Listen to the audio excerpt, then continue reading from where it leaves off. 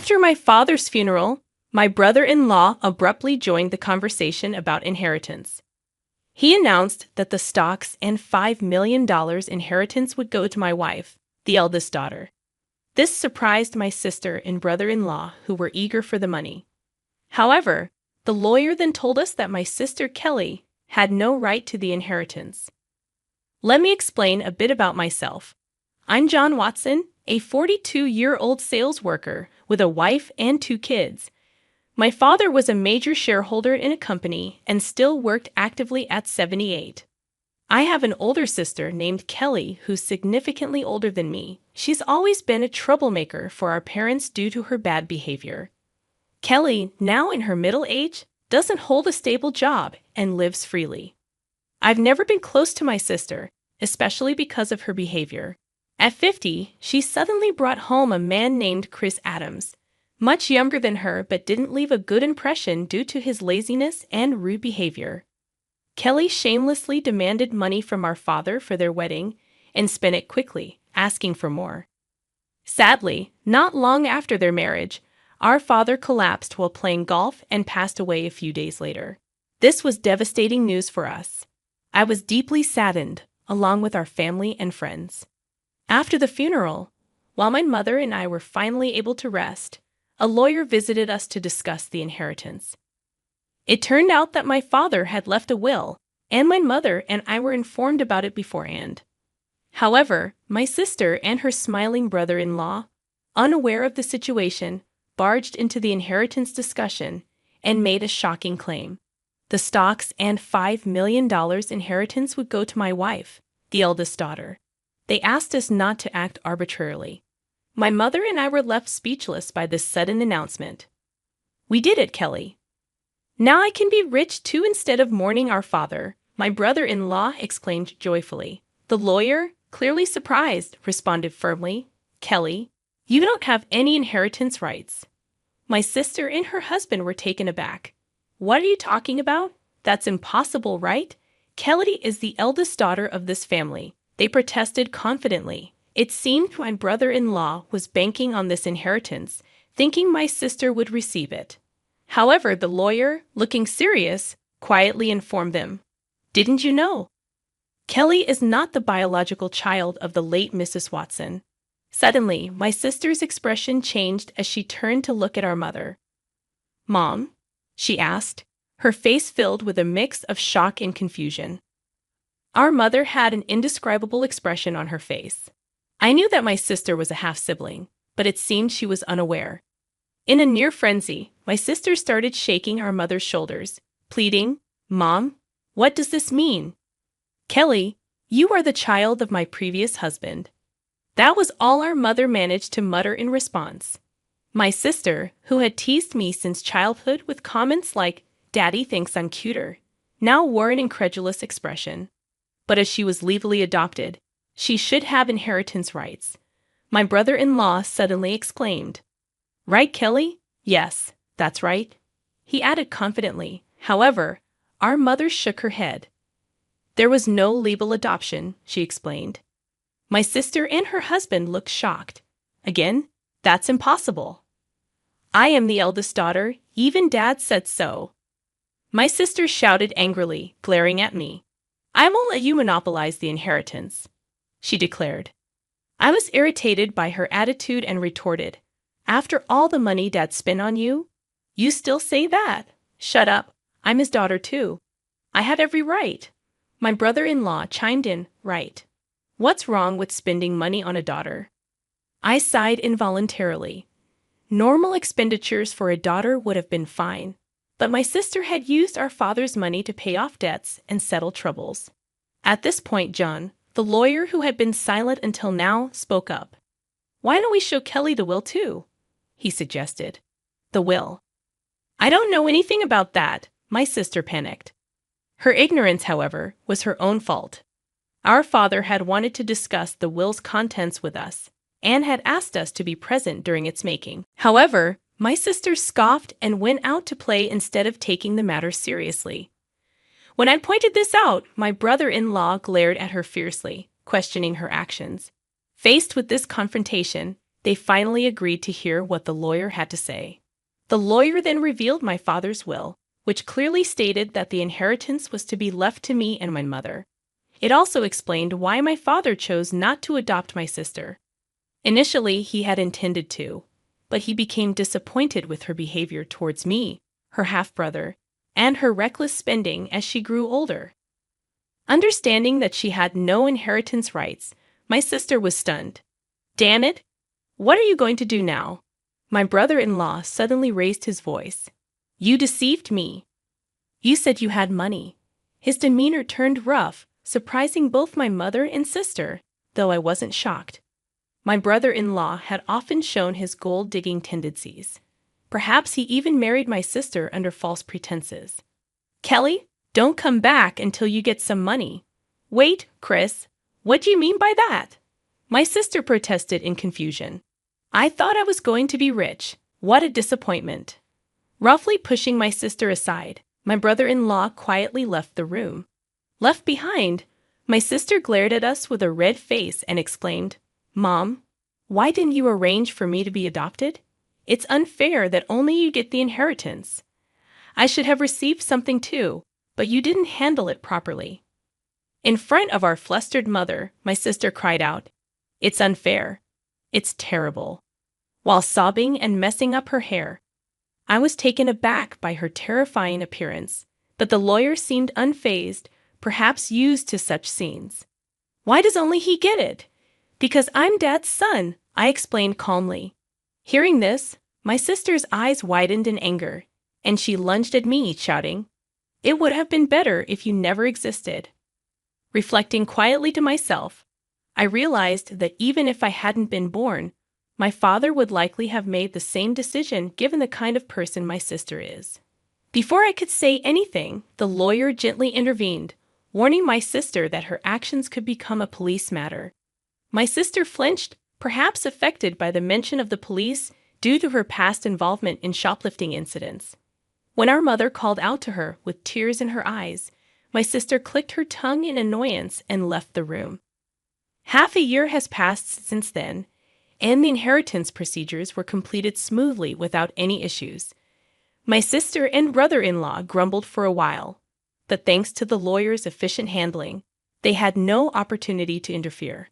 My mother gave my sister some money, but I don't feel it's my place to comment on that. What really upset me was that my sister and her husband disappeared with the money.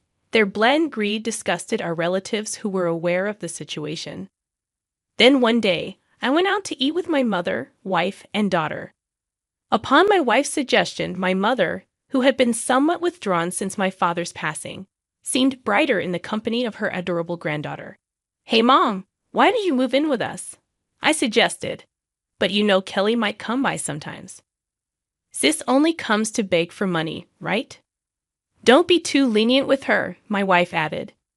My mother hesitated understandably, considering that my sister is her biological daughter. Also, if our family moved into the family home, my sister might cause trouble again. Understanding her concerns, I simply asked her to consider it and drove towards the family home to drop her off. When we arrived at the supposedly empty house, we noticed lights were on.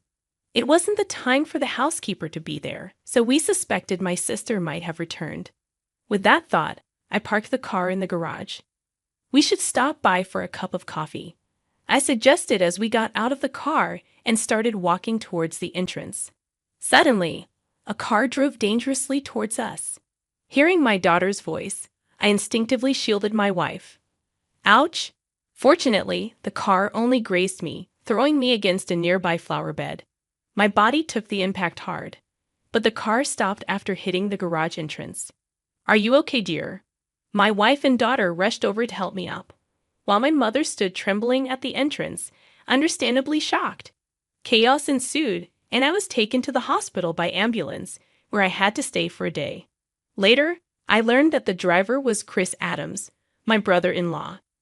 He apparently told the police that he mistook the accelerator for the brake, but I doubted his story.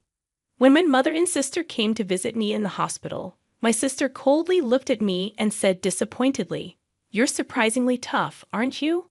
I thought to myself, just as I suspected. If I had been seriously injured in the accident, my mother would have inherited everything. My bad luck for you, my sister smirked.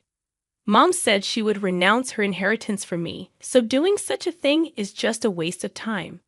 My sister seemed surprised to hear this and couldn't comprehend why someone would refuse an inheritance.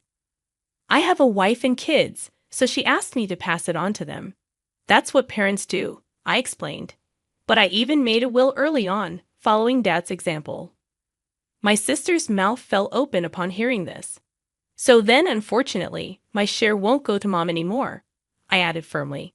My sister trembled and shook as she looked at me. Give me at least a little. There's $5 million, right? When I flatly refused, my sister's face twisted into a demonic expression, and she grabbed my collar. Give me half. I'm your sister. She screamed in an unusual voice, possibly driven mad by her desire for the inheritance. Don't you understand that your greediness disappointed Dad? I calmly responded. My sister's face turned red with rage, and she grabbed at my throat. Kelly, what are you doing? My mother returned and raised her voice. Nurses called by the nurse call system then escorted my sister out. My mother seemed to want to defend my sister. It was painful to watch my mother express her sadness, questioning where she went wrong in raising my sister, as my sister hurled insults at her. Soon after, my mother was found to have an illness. As she grew weaker, my wife and I started helping out with transportation and household chores at the family home. Apparently, this offended my sister. She probably ran into my wife when she came to ask for money or heard about it from my mother. One day, my sister called my phone and abruptly said, "From now on, we'll take care of Mom. You guys don't need to come." I was caught off guard and tried to reason with her, but my sister didn't listen and hung up, claiming it was already decided. I confirmed with my wife, and she had been told the same thing and was brushed away. Worried that my sister, who had never cared for a sick person or done household chores, could handle this responsibility, I hastily contacted my mother. Surprisingly, it turned out that my brother-in-law had some experience in caregiving, and my mother was still independent enough, so it seemed there wouldn't be a problem for now. I felt somewhat relieved. However, within a month, my mother was rushed to the hospital in an ambulance due to a mistake with her medication dosage. When our family hurried to the hospital, my mother looked alarmingly frail. The doctor was puzzled because she had never made such a mistake before. Leaving my wife to accompany her, I went to the family home, which was in disarray. The fridge was empty despite my mom's love for cooking, and apparently, the helper service had been unilaterally canceled.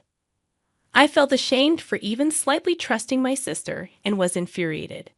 A significant amount of money had been withdrawn from my mother's bank account, though the bank card and PIN were safe. Fortunately, the account containing the inheritance was safe in a safe deposit box, but almost all the money set aside for living expenses was gone. I gathered the necessary items for my mother's hospital, stayed along with her bank card, and returned to explain the situation to her. My mother seemed unaware of the bank card situation, but when I asked about the medication mistake, she looked gloomy and said it was prepared by my brother-in-law. "Mom, it's better not to let my sister into that house anymore," I suggested. "John, I said I would take care of you, but the house is in terrible condition, and you've lost so much weight. Haven't you been fed properly?" My mother asked, looking downhearted. "Mom, you should live with us after all. I'll build a house where we can live together," I said, and as I spoke, my mother burst into tears. However, her health worsened. After my mother's passing, I returned to the family home to prepare for the funeral and discovered that all the valuables were missing. It seemed my sister and brother-in-law had taken them in their desperation for money. Standing in the empty house, I was stunned and filled with intense anger, vowing to make them pay for their actions. The day after my mother's funeral, my sister and I were supposed to meet with the lawyer, presumably to discuss the inheritance. My sister boldly declared that the inheritance from Mom belonged to her daughter. I couldn't help but burst into laughter at her statement, as she seemed to be misunderstanding something. When the lawyer revealed the will, my sister's face lost all color. No, why? She exclaimed.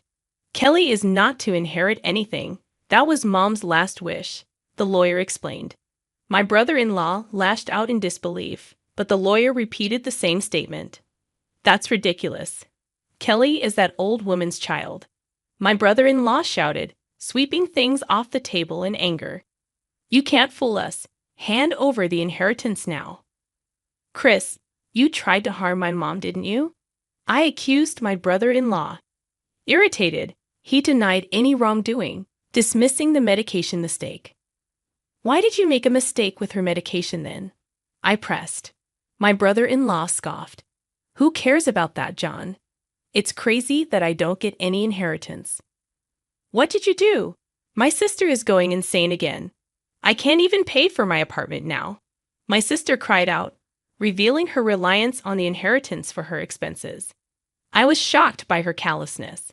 Instead of rushing over after hearing of our mother's death, she was counting on the inheritance for her financial stability. Tell me it's not true. I get nothing, my sister confronted the lawyer. The lawyer carefully explained the compulsory portion of the inheritance and concluded that after deducting the amount my sister had withdrawn and the items she sold, it almost amounted to zero. My sister scratched her head in frustration. That can't be true. It can't be so little, my sister muttered to herself. Unbeknownst to my sister and me, the majority of my mother's estate had already been gifted to my daughters, her grandchildren, during her lifetime. That's why the amount available for inheritance was so small. My sister seemed dissatisfied. Mom was happy thinking you'd take care of her, but you just took her money and left. You ungrateful wretch. I couldn't help but shout in anger. Giving costs money, you know, my sister retorted defensively. Then show me the detailed expenses you used for Mom's living costs. I'll cover the necessary expenses, I challenged, holding out my hand. I don't have anything like that, my sister stammered, her face turning pale. That won't do. Without receipts, it can't be recognized, the lawyer pressed. Caught off guard by my immediate response, my brother-in-law was momentarily speechless. Despite his persistence, I refused to help my sister. If things had gone smoothly at that time, Kelly would have had the entire inheritance, my brother-in-law grumbled, inadvertently revealing his intentions. What do you mean by that time? I questioned, but before I could get an answer, my brother-in-law accidentally spilled the beans, complaining about his car troubles. That's quite a statement. It sounds like fraud, the lawyer smiled, holding a recorder. Realizing his mistake, my brother-in-law turned pale. I informed him that I would be pressing charges about the accident. Don't be ridiculous. There's no evidence, my brother-in-law protested. You just provided the evidence yourself, I pointed out. My sister began to cry and shake my brother-in-law in frustration, realizing the gravity of their situation. Eventually, my brother-in-law faced criminal charges, and it seemed his past misdemeanors also came to light. My sister, as an accomplice, faced a lesser sentence. Unable to pay for her apartment, my sister went to relatives to beg for money but was turned down by everyone. As for me, I continued to work hard without relying on inheritance, finding small pleasures in looking forward to stock dividends.